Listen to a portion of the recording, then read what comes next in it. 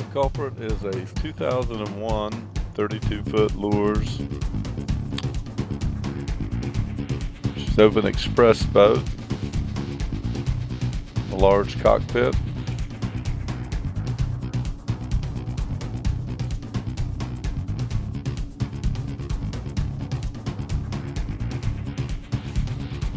She's rig proficient with fighting chair, outriggers, autopilot.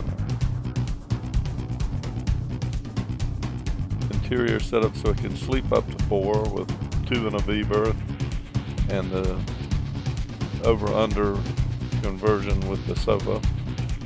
There's a galley to the port as well as a head with a shower. She's powered with 370 horsepower Cummins that have recently been rebuilt.